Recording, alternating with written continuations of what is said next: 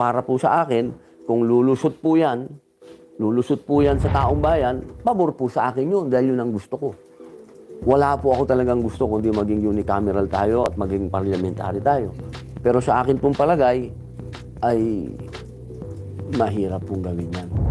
What's up mga tawala? Senador Idol Robin Padilla buong pusong ibinahagi ang naging pahayag at kanyang saloobin sa kanyang ipinaglalaban at isinusulong na charter change at isinusulong na magiging federalism ang ating bansa. At Idol Senator Robin Padilla inaaming hirap na ring maniwala sa mga naganap na committee hearing dahil sa mga naranasan niyang mga kasinungalingan at kanyang mga nasasaksihan na mga kasinungalingan sa loob ng Senado. Kailangan natin imbestigahan yung mga witness kung sila ba yung nagsasabi ng totoo. Kasi dito, ang tagal naman ninyong nanonood na rin ng hearing dito. Kukunti ang witness na nagsasabi ng totoo dito. Ang hirap na rin maniwala dito. Magsasabi ng statement ngayon, kinabukasan, iba na yung statement. Ang hirap din .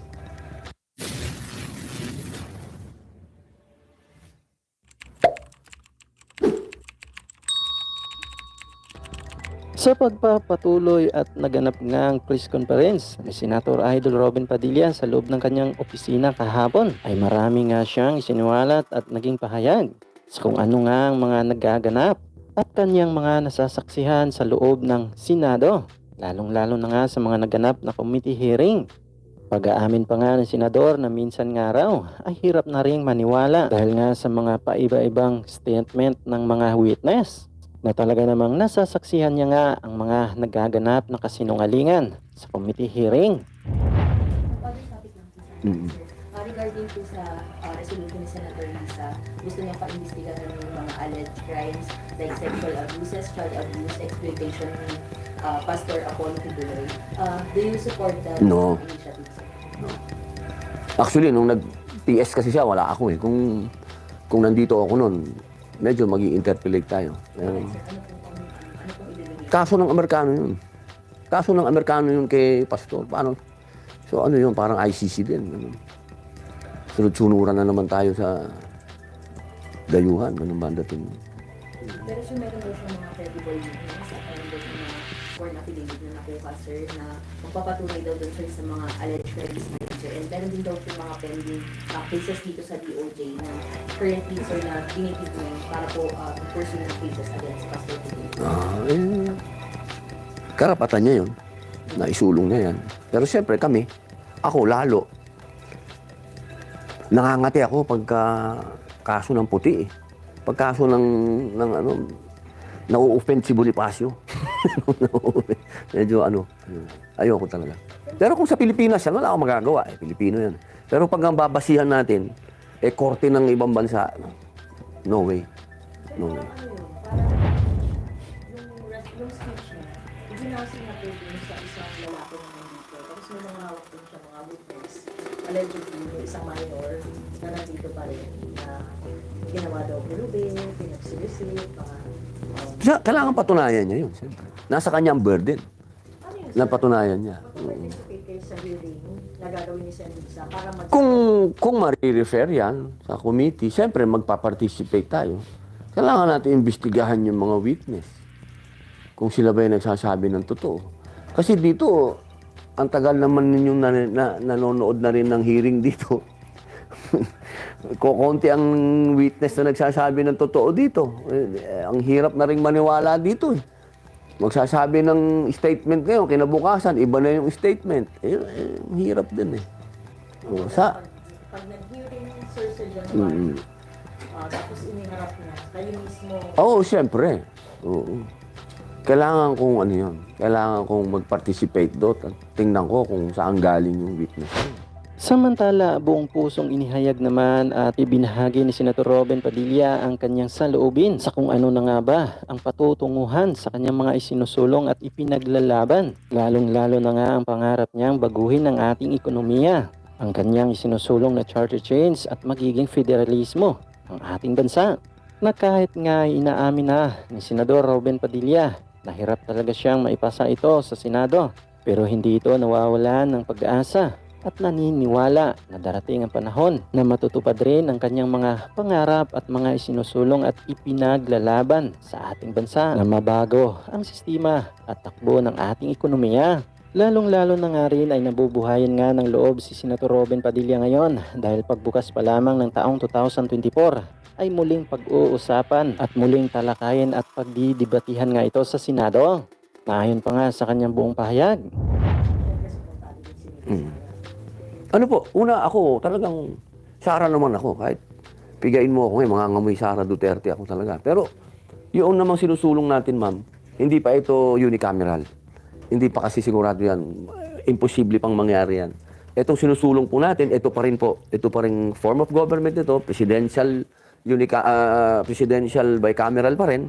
Pero dadagdagan yung Senado. Papalitan lang yung termino. Dadagdagan lang yung termino. May re-election lang. Ganun po, gagawing 4 years. Kasi kailangan dahan-dahan. Kasi kung bigla, baka lalo pong hindi sumikat dito sa Senado. Kaya ayaw po natin biglain. Kasi kung bigla, nabibilaukan sila eh.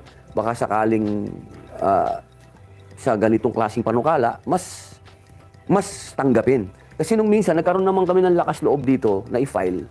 Kasi nung nagkaroon ng Asia Pacific Conference, nagsalita si SP. Ang ganda nung sabi ni SP, sabi niya, bukas na bukas siya na madagdagan ng senador. Kaya gusto niya magkaroon ng maging regionalized. Kaya ako naglakas loob, sabi ko, i-file na natin yung panukala natin. So, Mr. to clarify, yun pong tinutukoy po ninyo na bagong panukala, yun nga po yung i-increase yung number of senators, yung tandem voting. Yan Saka yung 4 years, the election. Nakapaloob dun sa parang proposal ng PDP laban or kayo po as a senator, is it a bill? In what Hindi po, form? sa akin po ito. Sarili ko po ito. Opo, ano po ito? Siyempre, ang nagre-reconcile lang yan doon sa ideology ng PDP laban. Kasi ang gusto talaga ng PDP laban ay federalism. Pero sa ilang taon na sinusulong yan ng ating godfather na si Aquilino Pimentel, Senator Aquilino Pimentel Sr. at sinundan ni Presidente Duterte, hindi talaga makalusot, ma'am. So kailangan kami dito sa legis namin, nag-iisip kami kung paano gagawing dahan-dahan. Kasi ayaw talaga nila ng bigla. Ito po yung naisip namin ng bill. So it's a bill, sir? Bill, opo. But still, ang sabi po natin, People's Initiative na. So paano po yung bill na yan? Magkaiba po yun. Yung sinusulong po kasi ng House, charter change na iba yung kanila eh. Iba ang ano po nun. Yun na po yung gusto natin, yung unicameral. Opo, para po sa akin, kung lulusot po yan sa taong bayan, pabor po sa akin yun dahil yun ang gusto ko. Wala po ako talagang gusto kundi maging unicameral tayo at maging parliamentary tayo. Pero sa akin pong palagay, ay mahirap pong gawin yan. Kasi kailangan po dyan ang mataas na kapulungan pa rin. And you think, Kahit po kasi People's Initiative yan, kahit sabihin natin na Comelec ang magdidesisyon yan, ang kakampanya pa din dyan, ay yung mga malalakas na pamilya pa rin. and yung bill po na na-prepare niyo, sir, do you think has more chances? Hindi na siya dead in the Senate? Baka po hindi kasi nanggaling sa bibig ni Senate. At ang tagal na po nitong bill na to, hindi namin ma-file. So totoo lang, nung pagkatapos na hindi pirmahan yung ating committee report, ginawa na namin itong bill na to kaagad. Hindi namin ma-file dahil tinitingnan namin kung kailan medyo gaganda ang sitwasyon. Nung narinig namin si SP magsalita doon sa Asia Pacific Conference, sabi ko, i-file nyo na yan dahil maganda yung sinabi ni SP. Open siya eh. Open siya. Bakit doon sinasabi na? Pero pag dito, hindi ganun sa Siguro po, hindi nawawala siguro po yan sa isip ni SP. Ang ayaw siguro lang nila, ako din naman po, sa ibang mga senador, ang ayaw nila yung maging unicameral po siguro. Pero sa usapin po na dadagdagan natin ng senador, palagay ko po wala kang kumokontra dyan na magkaroon ng regional senators. Wala po sigurong kukontra sa kanila. Sir, clarification lang. Bali sir, kasi di ba ang una ang sinasabi niyo po is yung economic provision lang. Opo. So mangyayari ngayon sir, yung masusunod na araw, ang pupush niyo, kasama na yung political. Opo. Yun talaga naman ang gusto ko eh. Mula pa nung nangangampanya ako, yun na ang aking talaga maging pati political. Pero syempre, nung pumasok tayo, hindi ka naman pwedeng siga-siga dito. Ito gusto mo. Di ba? So, economic muna tayo. Titingnan natin, maging epekto niyan sa tao. Pag nakita ng tao na nagkaroon sila ng magandang sweldo, nagkaroon sila ng magandang trabaho, ang dali nang isulong nung political. Pero ngayon, sa sitwasyon ng Pilipinas, kailangan na po natin talagang diretsahin na yung ating mga kababayan na kailangan natin ng political change. Isipin nyo, ang utang natin, boss, nasa 16 trillion na, boss. Pag dumagdag yan, taon-taon, 2 trillion, 2 tayo pupulutin. Kailangan na po natin talaga ng foreign investment. Hindi naman po pwede, kahit naman kaninong tahanan, hindi ka naman mabubuhay ng puro utang. Kailangan natin ng investment. Kailangan natin ngayon na yun. Sir, kailan nyo na po ipafile yung bill? Nakafile na ito. Nakafile na po ito. Opo. Inaantay na lang po namin na bumagsak sa amin, sa committee namin. Kailan? Final po ngayon. Opo. Sir, kasi nga po sabi ni Sen Coco na maganda mag-start na ng 2024 kasi daw, if matapos 2025, mag-election, baka daw madagdagan ng supporters ninyo sa Trevor Cage. Sa tingin niyo ba, sir, sa 2025, malaking chance na dumami kayo na supportive of this? Ako po, naniniwala ako na pagka ang mga congressman, congresswoman, sinuportahan nila yung People's Initiative kasi distrito nila yun. Madali po ito. Yun lang naman po ang kailangan natin eh. Kasi pagka People's Initiative, ma'am, hindi na natin kailangan ng kongreso.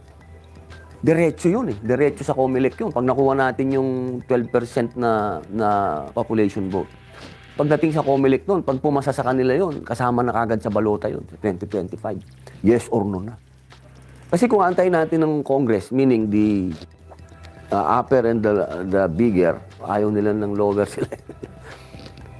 Hindi mangyayari, ma'am. Hindi mangyayari. Puro lang tayo kwento dyan. Pero magastos din ang PI. Magastos din for people's initiative. Opo. Opo. Kung isang tao ang magsusolder, pero kung magtutulungan ng mga partido, kasi dapat talaga dito po, kung seryoso tayo dito, hindi man tayo nagkakaintindihan kung sino yung magiging mga presidente natin o vice president, pero pagdating doon sa usapin na gusto natin baguhin ng konstitusyon, dapat lahat ng partido magsama-sama. Sir, ngayon, maliban sa PDP laban, sino po yung Lakas. Lakas. Lakas. Mula pa noon, ma'am, yan na ang kay Presidente FBR pa lang, charter change na. Pumasok si GMA, charter change na. So, ang lakas talaga ngayon, natutuwa ako dahil sinundan ngayon ng sila uli ang ang Partido Federal, yung kay Presidente, federalismo din yun. Kaya ang ganda kung ang magsasama-sama ngayon, mga partido. Pero open din yung tulungan doon sa partido nila, Senator Coco.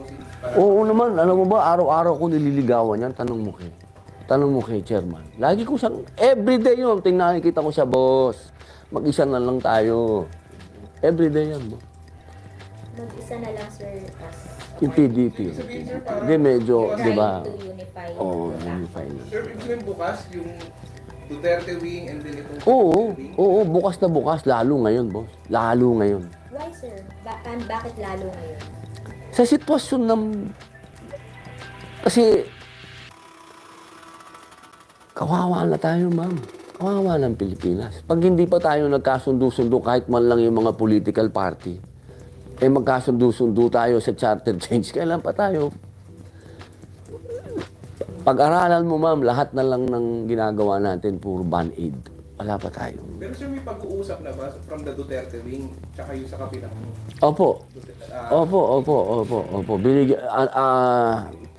Noon pa lang po, binigyan na tayo ng kalayaan na makipag-usap kay Senator Coco. Sino, sir, yung involved dun sa talks na yun to unify Ako po. the two factions? Kayo Ako na po. muna, sir. Ako po, kami po dalawa ni Senator Bongo. Ay, sir, ang nangyayari, ang end goal para eventually mag-unify, tapos itigil na yung kasamaan sa Supreme Court. Ano ba yun? Yun na nga lang po minsan nagiging biruan namin eh. Sana magdesisyon na yung Supreme Court nang matapos na tong issue na to eh. Pero hindi willing, sir, yung factor nila kumbaga magparagan na lang sa political wing. Siyempre, kung ano desisyon ng Supreme Court. Pero kung makukuha namin si Senator Coco ng pwedeng na lang yung kaso na yun, mas maganda. Sa totoo lang, ma'am, ilan na lang ba kami ngayon? Ilan na lang po ba, sir? Konti na lang kami. Nagkaroon na ng exodus. Numbers, sir. Oo, wala akong numbers eh. Kasi magmula nung nag-resign ako sa pagiging vice president nila, di ba? Member na lang ako eh. Pero si President Duterte involved din dun sa Siya ang chairman. usapan na mag-unify na. Eh, alam mo naman si Mayor, napaka-peaceful na tao nun eh. Hindi lang niya publicly siguro sinasabi. Pag kami-kami. Sir, paano yan, sir? Kinakausap din niya si Seto. Hindi, kami po. Kasi diba sila yung nagkaroon ng falling out? Hindi naman personal yung falling out nila, political lang naman yun. Kahit personal yung Eh, gano'n naman sa politika. Hindi mo na ma-distinguish yung personal at ano. Aalamin mo na lang yung pinagmulan, malalaman, political lang to. Dito naman, interest lang dito ang pinag-uusapan. Sir, kumusta? Pagka okay sa interest mo, okay. Sir, kumusta po yung reception so far ni Senator Coco? May mga delayed out pa siya. Sweet naman kami niyan. Sweet naman kami ni Senator Coco. Wala siya, sir, mga some sort of conditions? Hindi, lagi lang na sinasabi, antayin na lang natin yung Supreme Court. Pero gano'n na lang. Ganun. Wala pa kaming chance ni Manny. Baka itong parating na tatakbo naman siya eh, di ba? Sir, paano yun? Clarify mo. Kailan po nagsimula yung power ni Duterte? Tagal na. Matagal na. Noon pa lang nanumpa ako ng Vice President, yun na kagad ang sinabi ko eh. Sinabi ko, ako nagsabi noon na yung parang, anong tawag doon? Yung acceptance speech ba yun? Acceptance speech. Nung kinuha ko yung, yung responsibility dati. Sinabi ko na kagad yun na lalapitan ko na yung mga dating PDP. Na maging isa na lang. Oo, wala namang problema kay PRRD. Kasi sir, parang issue nila sa Coco, di ba yung grupo ni Secretary Cruz? Wala na, tapos na yan. Wala na si Cruz. Hindi, sabihin, yung issue na yon hindi na mainit ngayon. Kasi yung issue na yan, nagkaroon ng issue na yan nung sila ang nakaupo. Pero ngayon na hindi na sila nakaupo, iba na ang mga mayor, siyempre, dapat na tayong isang tabi na natin yung mga ating mga interest, yung interest na ng partido ang isulong natin. Pero andun pa rin, sir, sila Secretary Cruz at saka Sir Atty. Advisor na lang. Mga advisor na lang. Sir, sorry, balikan ko yung People's Initiative, sir. Sir, kaya in 1 year? Kasi 2025 Oo, elections naman. dun isasabay. Oo, ma'am. Kayang-kaya yun. Kung talagang i-assignment ng bawat congressman, bawat distrito, ang bilis dun, ma'am. Papamiting ka lang dun, pipirma, papaintindihan mo sa tao. Kasi tsaka ngayon, sa dami ng media ngayon, social media, ang dali mo nang ipaintindi sa tao. Hindi na pwedeng sabihin ng COMELEC o ng Supreme Court o ng kahit anong court na kulang ang information. Eh hindi na, sobra na nga tayo sa information ngayon. So, dati lang naman, natalo kasi yan. Natalo yan sa panahon ni GMA dahil lang sinabi, imposibleng naintindihan ng tao yaang charter change. Kaya natalo yan eh, sa kasuhan eh. Eh ngayon, ma'am, wow. Kahit na sino nakakapag-live eh. So, ang yun, imposible na sabihin na hindi na intindihan ng tao. Third degree burn, broken ankle, gayon din po ang pagnipis ng cartilage sa buto, at dahil po sa dinaanan kong backbone surgery, laminectomy, batid ko po ang mga side effects na maaaring idulot sa akin ng synthetic drugs kumpara sa organikong pamamaraan. Noong pong nakaraang taon, ako po ay personal na nagtungo kasama po ang aking mga staff sa bansa ng Lupang Pangako, Israel, upang magsagawa po ng isang study tour kung paano nila ipinatutupad ang kanilang polisiya tungkol sa access sa medical cannabis. Marami po tayong natutunan sa ating immersion, sa atin pong inilapat na bersyon ng aking bill. Ako po si Bato, galit pa rin sa mga nagbibinta at gumagamit ng bato. Sabi nga nila, consistency is the key. Pero ako po, may puso rin. Malayo po sa pusong bato na imahe na kinakabit sa aking pagkatao. Ginoong Pangulo, mayroon pong improvement sa ulat ng committee na nais pa naming maipasok sa tamang panahon. At sa angkop na panahon, din po ay handa akong magbigay linaw sa mga katanungan ng mga kasamahan natin dito sa Senado. And today, we choose to be truly caring. Makasisiguro tayong lahat, Mr. President, na ito ay isang happy bill. It is high time that we pass this measure. Hindi lang daw po bato, chocolate na daw po siya, Mr. President. Mr.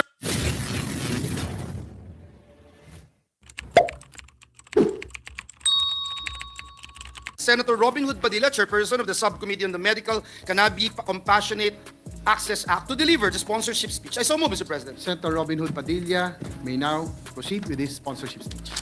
Maraming salamat po, Ginoong Pangulo, at sa ating pinunong mayorya. A'udhu billahi minasyaitanir rajim. Bismillahirrahmanirrahim. Alhamdulillahi rabbil alamin. Bismillahi wa salatu wa salamu ala rasulillahi. Assalamualaikum warahmatullahi wabarakatuh. Ginoong Pangulo, pinunong mayorya, sa mga kagalang-galang na miyembro ng lupon na ito, matapos po ang ilang buwan ng pag-aaral, konsultasyon at pagdinig ng subcommittee na pinumunuan po ng inyong lingkod, ikinalulugod ko pong ihain sa plenaryo ang Senate Bill number 2573 sa ilalim ng ulat komite bilang 210 para sa panukalang Cannabis Medicalization Act of the Philippines. Sa puntong ito, ay nais ko pong hingin ang inyong atensyon sa compilation ng mga video ng mga pahayag at patotoo sa benepisyo ng medical cannabis.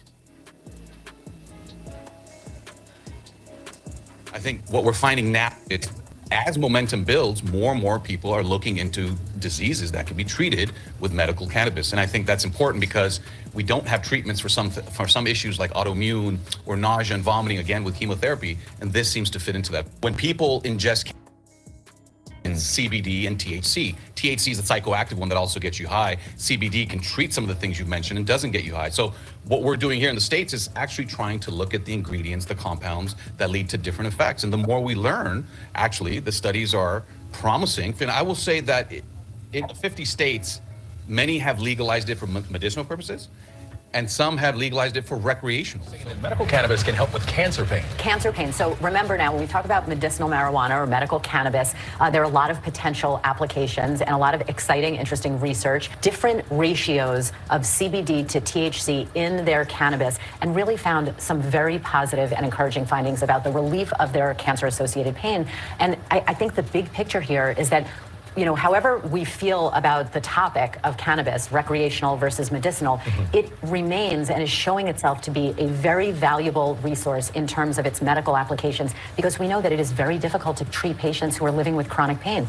Charlotte had been having seizures since she was 6 months old, and she had been diagnosed with a rare genetic condition called Dravet syndrome.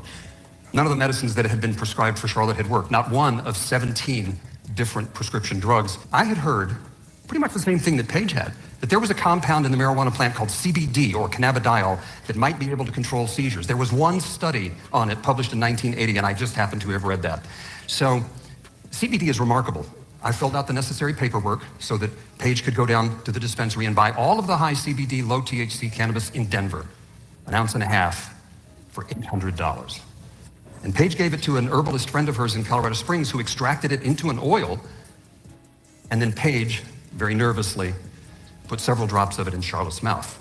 And then finally, when Paige did call me, she said, Dr. Shackelford, Charlotte has not had one single seizure for an entire week, not one. It's like a miracle. And Paige was right. It was a miracle for Charlotte.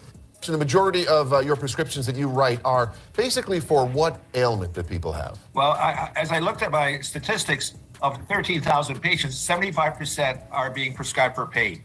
But when I look at the pain, many of these patients have not only traumatic injury or cancer, many of them have pain related to multiple sclerosis, Parkinson's disease, and spine injuries. So there's a long list of reasons why people are being prescribed opioids.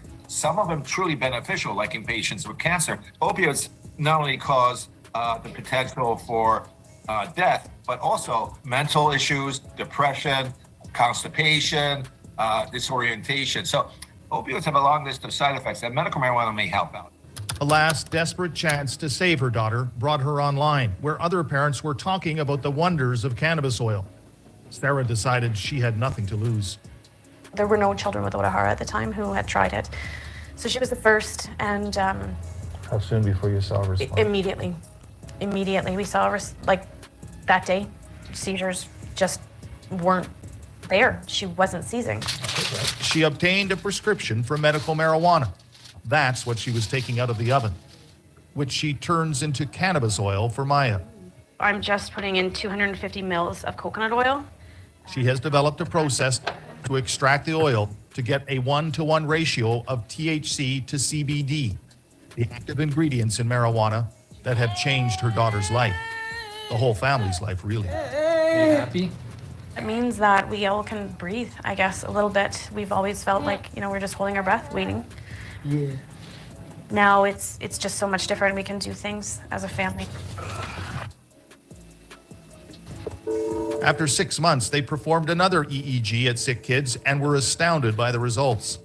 He said that it was completely normal, and he said miracles happen in the email. And indeed, he did. His mother, Jamie, credits medical marijuana for taming her son's severe autism. Stories of autistic children harming themselves and finding relief through marijuana have led many, like the Crops, to move to Colorado. I knew that if I came here to Colorado, that I would be protected, that I could get Colt his medical card, and I could start treating him with cannabis. Colt qualified due to a rare skin condition. His mother began giving it to him in different forms, vaping and homemade tinctures with strong levels of the psychoactive component THC. I make this probably about once a week. Jamie makes what she calls a miracle drug for her son from their own plants. The difference has been visible. As CBS Fall. Yeah. Riley Maitler takes her medical marijuana. I take it 4 times a day, 1 in the morning, and then during lunch, and then during dinner, and then at night before I go to bed. The 13-year-old from Delaware says cannabis oil has helped treat the tumor that was eating away at her bones. The news from the doctor was grim. Riley, who was 7 at the time, was diagnosed with aggressive giant cell granuloma. Only a handful of people in the world have the disease. I was just so uncomfortable because, seeing my face in the mirror and it's all big, and it made me really sad and stuff. I was also in pain because of my seizures that I started having. My stomach would cramp up and I started to hallucinate. After surgery, Riley's mom decided to give her medical marijuana to see if it would help her symptoms. I was so scared. Anytime you give your child any kind of new prescription, you're scared because you're looking for those side effects. We just researched a lot and came across, medical cannabis as a possible alternative that could help her heal. And I couldn't find anything that was detrimental with using that. The tumor, it shrunk. The seizures, they stopped. Taking cannabis oil, it made me feel so much better, and my bone was growing back, the roots of my teeth were growing back.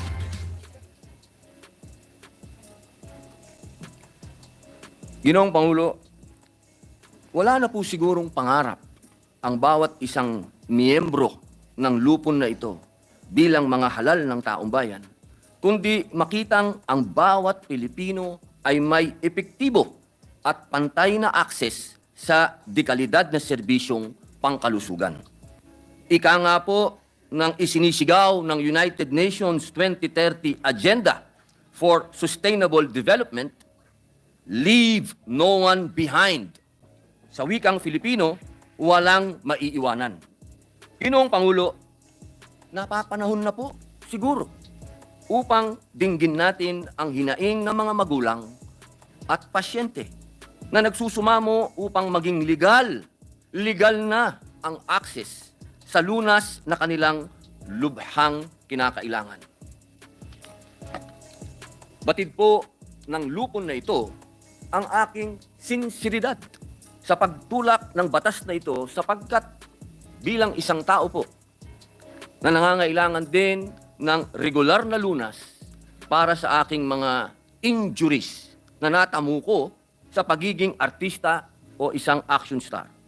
Tulad po ng undisplaced neck fracture, third-degree burn, broken ankle, gayon din po ang pagnipis ng cartilage sa buto, at dahil po sa dinaanan kong backbone surgery, laminectomy, batid ko po ang mga side effects na maaaring idulot sa akin ng synthetic drugs kumpara sa organikong pamamaraan. Noong pong nakaraang taon, ako po ay personal na nagtungo kasama po ang aking mga staff sa bansa ng lupang pangako, Israel, upang magsagawa po ng isang study tour kung paano nila ipinatutupad ang kanilang polisiya tungkol sa access sa medical cannabis. Marami po tayong natutunan sa ating immersion, sa atin pong inilapat na bersyon ng aking bill. Sa puntong ito, hayaan po ninyong ilahad ko ang mga mahalagang probisyon ng landmark legislation na aking pong inihahain sa bulwagang ito.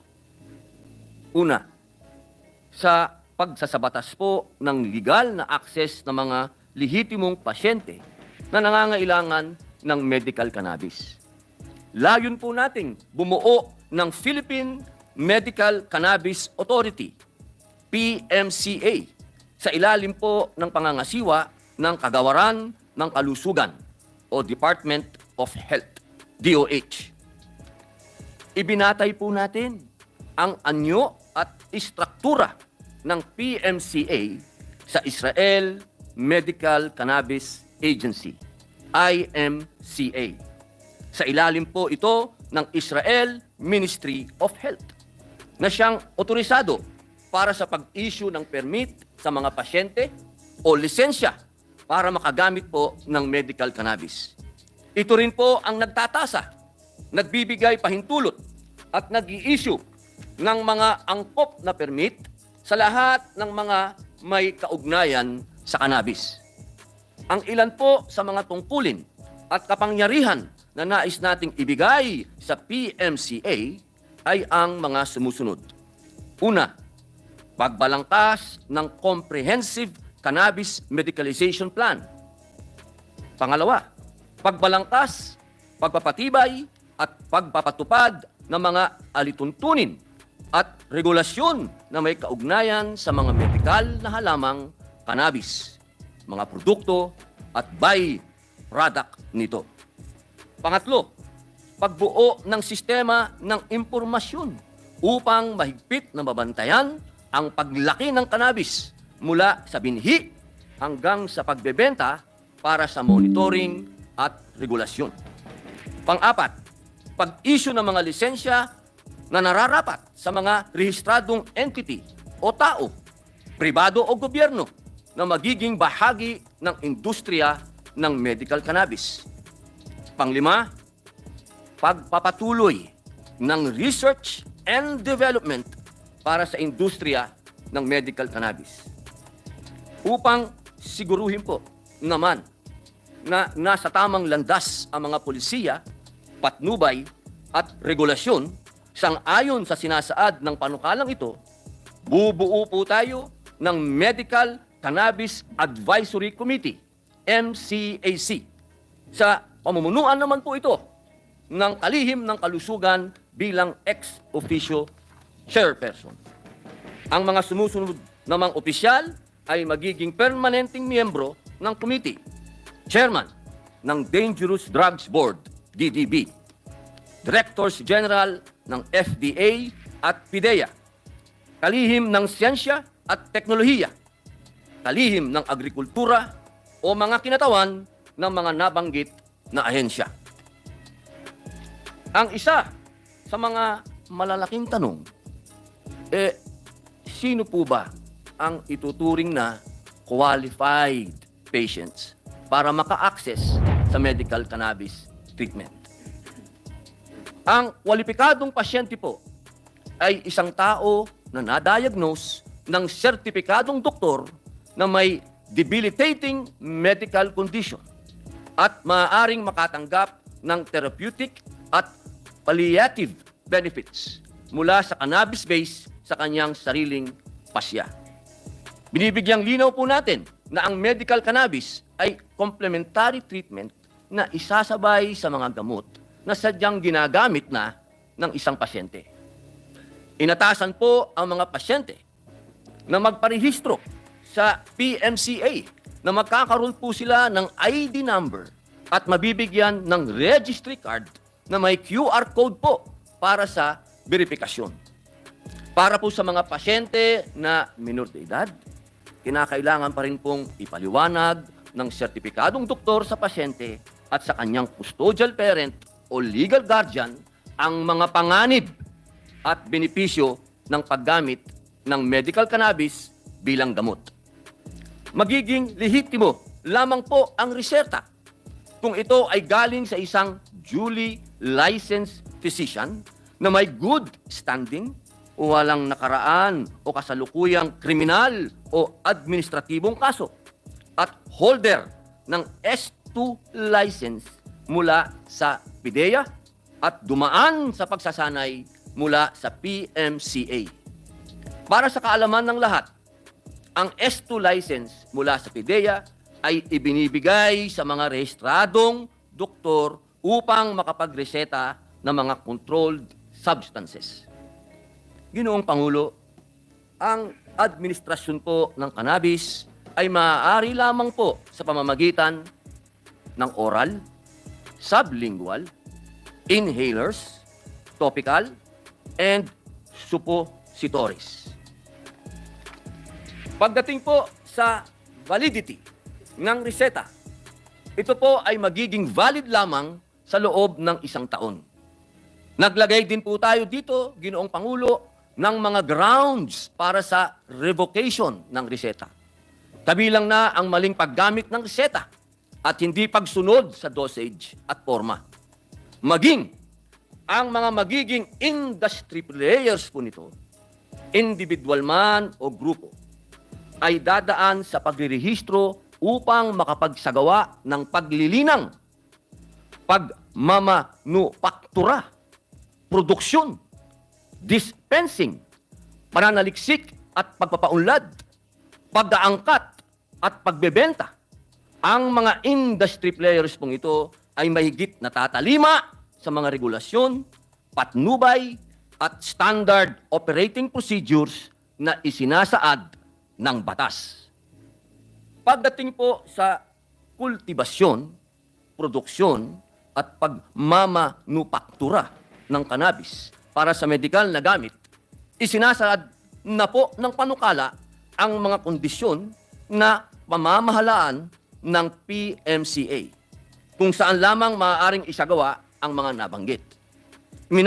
Minumungkahi po namin na ang magiging legal na medical cannabis products ay limitado po sa mga sumusunod na anyo: edibles, pills, oil, tincture, flower, topicals, at inhalers. Papayagan lamang po natin ang importasyon ng mga produktong ito mula sa mga bansang may mahigpit na regulasyon at implementasyon sa nakalipas na 5 taon. Bahagi rin po ng regulasyon na ang pagsigurong ang mga i-import po natin ng mga produkto ay siya ring ginagamit sa bansang panggagalingan nito. Ginoong Pangulo, siniguro din po natin ang paglalagay ng mga safeguards sa bawat hakbang mula kultibasyon hanggang sa mismong pagdating nito sa kamay ng mga kwalipikadong pasyente. Magkakaroon po tayo ng mga electronic monitoring systems in place upang masubaybayan ng pamahalaan at ng kinauukulan na ang lahat ay tumatalima sa mga limitasyong isinaad ng batas. Siyempre naman po, Ginoong Pangulo, nilinaw na rin po natin ang mga ipinagbabawal na gawi bilang bahagi ng panukalang batas na mayroong karampatang parusa sang-ayon sa sinasaad ng Comprehensive Dangerous Act of 2002. Halimbawa, ang isang kwalipikadong pasyente ay hindi maaaring gumamit ng medical cannabis maliban sa layuning pang-medikal at labas sa itinalagang treatment facilities. Naturalmente, bawal din po ang paggamit nito kasabay ng intoxicating at dangerous substances.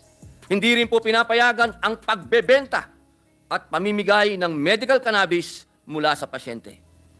Pagdating naman po sa mga sertipikadong doktor, ipinagbabawal po ang pagreseta ng medical cannabis kung walang S2 license, kung hindi kwalipikado ang pasyente, at kung hindi ito gagamitin sa paggamot ng isang medical condition. Bawal din po ang pagbibigay ng dosage na higit sa kailangan at pagtanggi sa pagpapanatili ng record ng bawat pasyente. Atin pong binibigyan diin, hindi po maaari na ang isang sertipikadong doktor ay mag-issue ng prescription para sa kanyang sarili, sa kanyang kapamilya, hanggang sa second civil degree of affinity.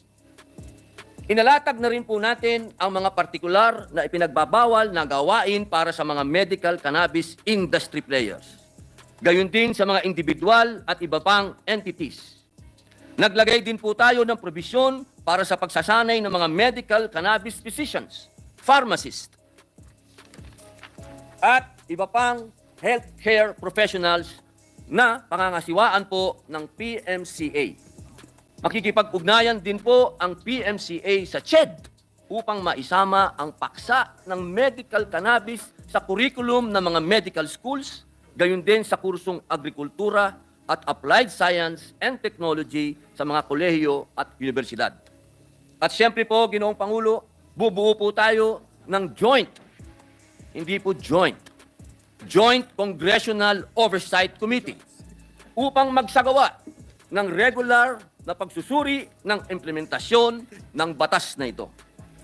Ginoong Pangulo, ang inihahain pong batas ng inyong lingkod ay hango sa pag-aaral, pagsasaliksik, testimonya ng mga doktor at eksperto mula po sa iba't ibang panig ng daigdig na may sapat na kaalaman at best practices sa pagpapatupad nito. Ginoong Pangulo, mayroon pong improvement sa ulat ng committee na nais pa naming maipasok sa tamang panahon.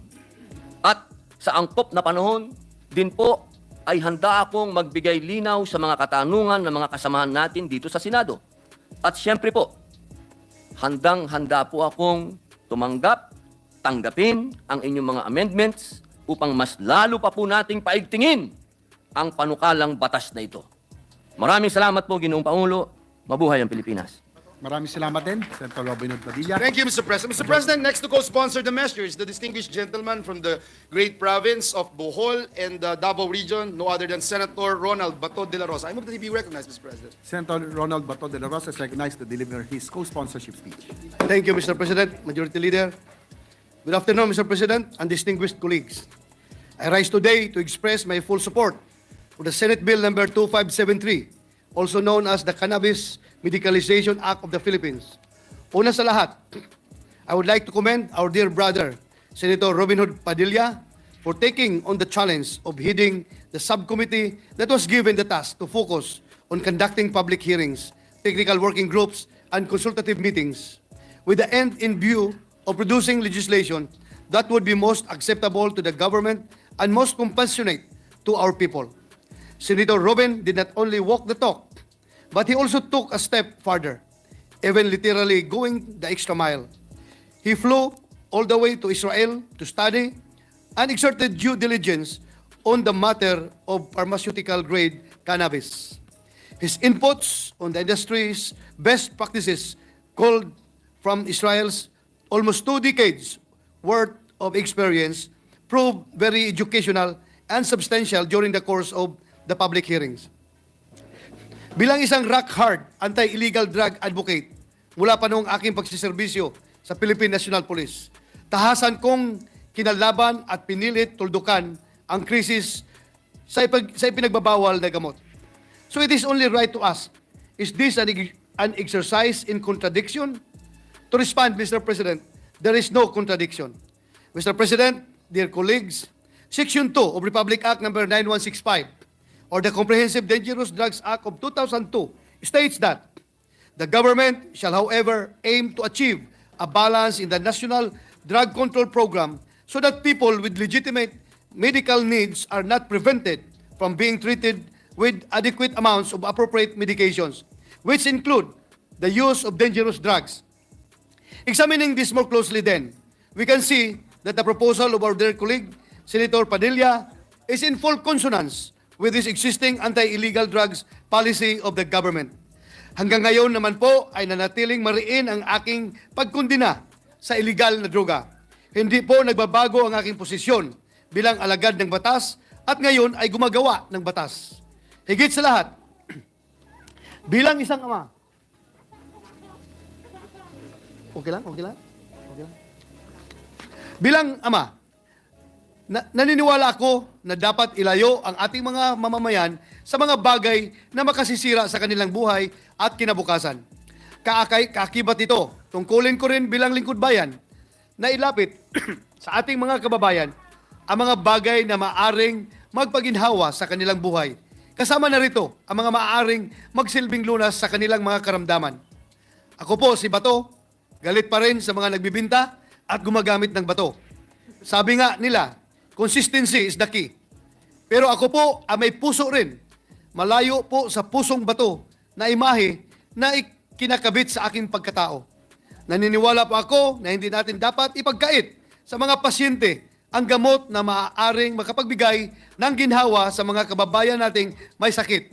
At yun po ang pharmaceutical grade cannabis. Batid ko na ang usaping medical cannabis ay komplikado at masalimuot. Sa kabila ng hindi mabilang na testimonya ng mga pasyente hinggil sa medicinal na gamit ito, hindi masisisi ang agam-agam at pangamba na ito ay maabuso. Subalit, kasama ng pagyabong ng teknolohiya at paglago ng medisina, hinihingi ng pagkakataon na ating buksan ang isip, higit ang ating mga puso sa mga posibilidad. Tingnan din natin ang ginhawa at lunas na hatid ng cannabis, lalo na kung patient-centric ang paggamit nito. Mr. President, taon ang binibilang o baka mga ilang henerasyon para maging katanggap-tanggap ang isang pulisiya na tila yayanig sa ating konserbatibong mga pananaw at paniniwala. Ngunit tingnan po natin ang bawat negatibo bilang oportunidad para maging positibo. Positive hindi sa illegal drug test, kundi sa outlook sa buhay. Walang nega at walang bad vibes, ika nga. In cultivating the passage of this bill, then, we are giving our patients relief from their suffering. We are giving them a comfortable fighting chance. I have to commend the comprehensive approach taken in this legislation, which addresses every aspect of medicinal cannabis use, from cultivation to distribution, prescription to administration. The stringent licensing requirements of physicians, pharmacists, and industry players, along with the establishment of standardized procedures and monitoring systems, will uphold the highest standards of safety and accountability. Moreover, this act includes provisions against misuse and abuse, such as the prohibition of recreational use, strict penalties for violations, and measures to prevent diversion and illicit trafficking. By striking a balance between accessibility and control, we are promoting responsible medical use while safeguarding public health and safety. Kaisa po ako ng Philippine Drug Enforcement Authority, Dangerous Drugs Board, at Philippine National Police. And through our joint efforts, Mr. President, sisiguraduhin natin na may sapat na safeguards ang panukalang batas na ito hanggang sa huli para hindi magkaroon ng mga insidente ng pang-aabuso sa medical cannabis. Sa ating publiko, don't panic. Mr. President, healthcare needs an approach that is evidence-based as well as compassionate. The medical facts do well to help us understand the ways by which we can address and cure illnesses. But it is the people, the lives behind every sickness, that will weed out the truly caring from the merely knowledgeable. And today, we choose to be truly caring. Makasisiguro tayong lahat, Mr. President, na ito ay isang happy bill. It is high time that we pass this measure. Daghang salamat, Mr. President. Thank you, Mr. President. Hindi lang daw po bato, chocolate na daw po siya, Mr. President. Mr. President, wala... Hanggang dito lang tayo mga tol. Maraming salamat sa panonood at patuloy na suporta. God bless you sa inyo lahat at hanggang sa muli. Paalam.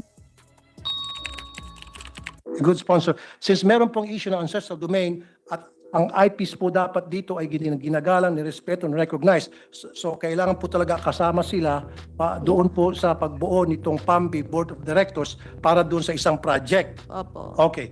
Now, sabi ko rito, sabi sa batas ng IPs, dapat meron po tinatawag na selection process at dumadaan po yan sa IPS. Tribal leaders ang pumipili kung sino sa kanilang kamiyembro ang pwede, binibigyan ng authority ang pwedeng mag-witness o maging member ng PAMBI. Hindi po pwedeng basta-basta lang po natin ituturo kung sino dyan sa protection po ito ng mga IPs kasi kayo na po mismo Mr. President, Madam President and your good sponsor, kayo na mismo nagsabi kanina, alam niyo naman yung IPs madaling ma-influence yan kaya nga po we have this, kaya Madam President, Madam President, Mr. PAMBI. Kaya nga po we have this. Maybe just request, well, of course, Your Honor, the sponsor, can we allow her please to continue? And we will give you all the time to ask a No, question. Madam President, ako munang magsalita kasi I'm explaining Inagaw niya po yung time ko I was the one explaining and my witness is the We minority leader. suspend session for a minute.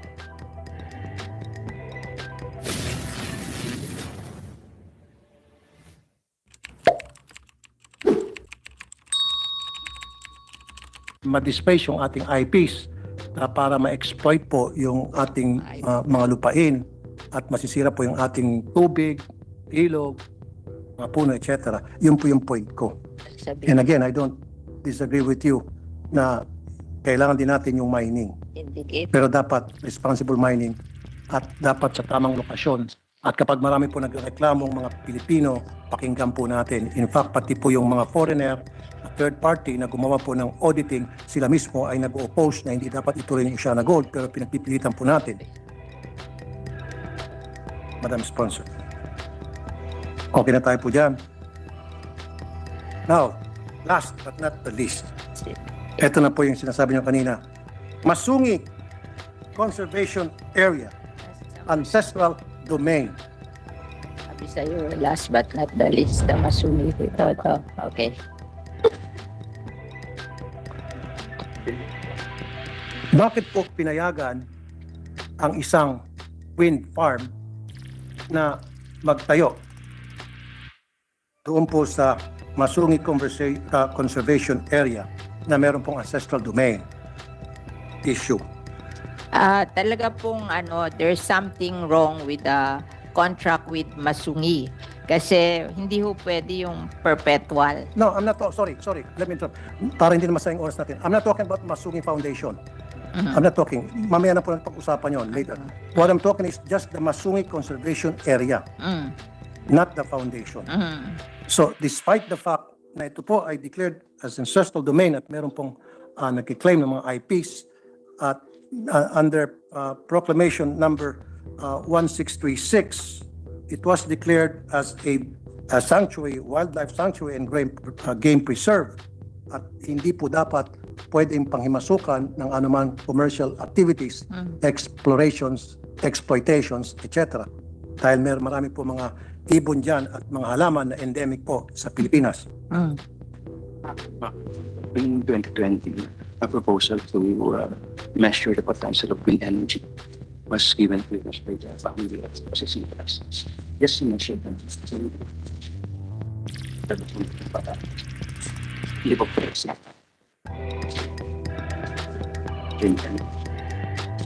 What are we talking here about the wind energy that they want to do in Masungi? The wind farm, Mr. President? the Vena, Mr. President, Madam Sponsor, the Vena Energy is what I'm talking about. The Vena Energy that was given permit by PAMBI to put up their structure Yung METMAS po is measuring In fact, if I may add, while you're doing your research, DNR Administrative Order number 33, okay, May 10, 1993. Masungi Rock and its vicinity specifically bounded by longitudes 121 degrees, 17 degrees to 121 degrees, 21 east, west, anyway, etc. It says here, declared a strict nature reserve and wildlife sanctuary in accordance with the provision of RA 7586, otherwise known as National Integrated Protected Area System Act of 1992. At wala pa pong bagong DAO or Department o DNR Administrative Order or na magsusupersit nito. Sabi po, wind It was signed by energy, Mr. Secretary Alcala. I'm sorry, Madam President. Mr. President, sabi po yung wind energy is allowed because it's Multiple use. renewable energy. But wala pa daw permit yan. Parang mag-i-study pa lang kung ano yung potential ng wind energy. Yun lang ang ibinigay nila. They cannot operate yet. Parang yung PAMBI, ang ibinigay lang is a study of the potential of the wind energy in Masungi. No, it shouldn't. It shouldn't be. Dapat in the first place, wala pong gagawing study doon kasi naghukay na po eh. Marami na pong structure doon. And I have pictures to show. What are the pictures? Ang sabi po nila, yung PAMBI, binigay lang is to determine the wind energy. May conflict po eh. Ewan lang natin kung yung binigyan ng permit to measure the potential of wind energy, kung dinisobey nila na nagawa na sila doon. Pero it is based on a study lang. Madam President, meron na po mga struktura doon. Nag-umpisa na sila na maglalagay ng Part ba yun ng Masungi? wind farm doon. Yung nilagay daw po doon, hindi part ng Masungi, sa Pililya daw yon. It's not part of the legislated protected area. Yung Yes. pinaglagyan ng mga improvements na yon. It's beyond the legislated protected I'll area. help you, Madam Sponsor.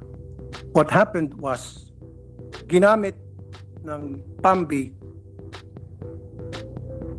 yung Section 25 ng Republic Act 11038, INIPAS 2018 as amended. What does it say? Doon po sa Section 25, special uses with protected areas. Assumption yun. So nagkaroon po, because of PAMBI, binigyan po yung PAMBI sa batas na ito, nagkaroon ng amendment na para ideklara kahit isang protected area na into multi-use. And this has to be amended. Kasi it runs contrary to the spirit of the law protecting They want Our to environment. study and investigate what happened because of your contention. Can you give us yung study nyo para a copy lang of the study so they can investigate kung there was a violation of the law? the area kasi is a strict protected zone, Mr. President, Madam Sponsor. And having said that, DNR should know better na if it's a strictly protected zone, hindi dapat nila panghimasukan yan. Nagagalit siya kasi Hindi dapat nila inisip kahit ba renewable energy na manghimasok yan. I don't have any problem with the renewable energy na para mag-proliferate sa bansa natin because me being the chairman of the Committee on Energy, payag po ako sa renewable energy pero dapat ilagay natin sa lugar. Huwag po doon sa mga protected area, especially po na meron pong mga ancestral domain issue na dahil misplaced po yung mga IPs natin na walang mga boses at walang mga kalaban-laban, pinapalayas doon sa kanilang ancestral domain dahil sa ngalan ng development, aka salapi.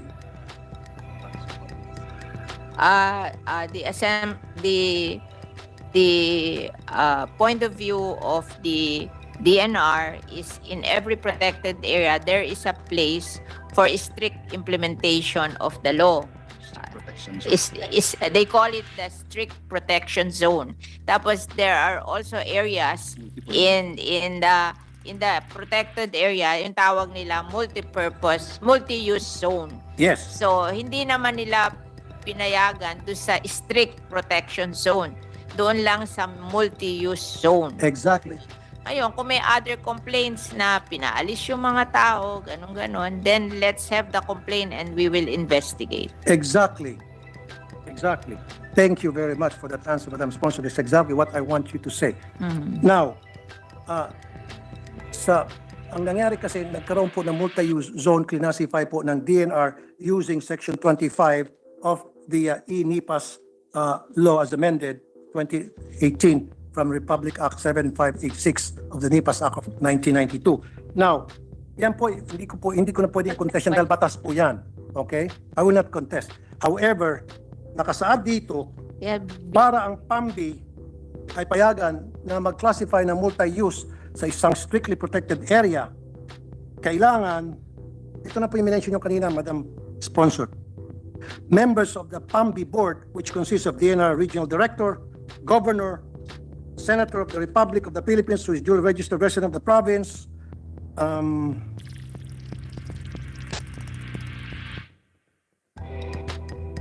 district representative of the congressional district, mayors, chairperson of barangay, regional directors, DA, NEDA, DOST, DND, 3 representatives from NGO or PO, 1 but not more than 3 representatives from IPs, ICCs, and then 1 representative from the academic institution, and finally, 1 representative from the private sector. Now, gusto ko po malaman kung nasunod po ba ito na itong lahat ng nakasulat dito sa Section 11 ng Republic Act 11038 2018 as amended ng e-NIPAS, kung nasunod po ito ng pagbigay po ng multi-use ng DNR sa wind farm na Bernas Energy. Bena Energy. Kung nasunod po. Nandyan daw po lahat yan nung magbigay ng permit. Well, can I see the list kung sino tong 11 na ito na pumayag na Yeah, we will ma-exploit po yung ating environment doon po sa Masungi? Sa amin, yung mga local mahilig. I need the list of those people na pumayag na i-exploit natin itong tinatawag nating Masungi Conservation Area na which is declared as a strictly protected area. So itong 11 members na nag-sign, members of the board sa PAMBI allowing exploitation of Masungi, I need a list of those people and their signatures. And very important to me is yung pong IPs. Meron po bang pumirma na IPs? Meron ba? Meron. I need a list and I need the They will submit to you those who signed. But right now, Kasi pero ho yan, I'm warning you that yan, majority wins. Di ba? Kahit na hindi pumirman lahat, kung majority pumirma, panalo yun. Oh. I know. Pero ang selection process niyo kailangan meron pong IPs. Ayun, pina-follow. Kaya nga, paano po sinelect yung IPs? May I know? Oh. From the experts? Baka hindi naman pumirma yung eyepiece. Alam nyo, miski eyepiece, naaano din yan eh. Nai-influence din yan eh. Ay, dapat hindi. Ay nako, tell it to the Marines. Sorry, tell it to the Marines. Dapat hindi po. Kasi, kawawa na po yung mga IPs. sa legislated protected area, nangyayari yan. Yung mga barangay nai-influence eh. Kawawa naman po yung mga IPs. Kulang nga po sa pinag-aralan, kulang po sa kaalaman. And then, i-exploit po natin because we're saying na madali silang ma-influensyahan. Dapat we try to help them to make sure that they will not be easily influenced so that gagawin po nila kung anong tama para sa kanilang proteksyon. Oo nga, hindi siya maniwala na yung IPC pumirma. Kaya huwag mo na sabihin sa akin, ako alam kong pwede yun, pero siya ayaw niya. Kaya sige din na lang kung sino yung pumirma. Diba? I'll help you. Would you mind if I'll help you? Yeah, you're very welcome, Mr. Okay. President. Kasi bago po mapili ang isa o dalawa o tatlong IPs na sumama po sa PAMBI sa selection process. Number 1, dumadaan yan sa Indigenous Political Structure or IPS. Okay? Ano po yun? It consists of tribal leaders that have exclusive right na para magpadala po ng representative nila kung hindi sila mismo ang sumama doon sa PAMBI. Number 1. Number 2, dapat dumadaan po sa tinatawag na FPIC, Free and Prior Informed Consent.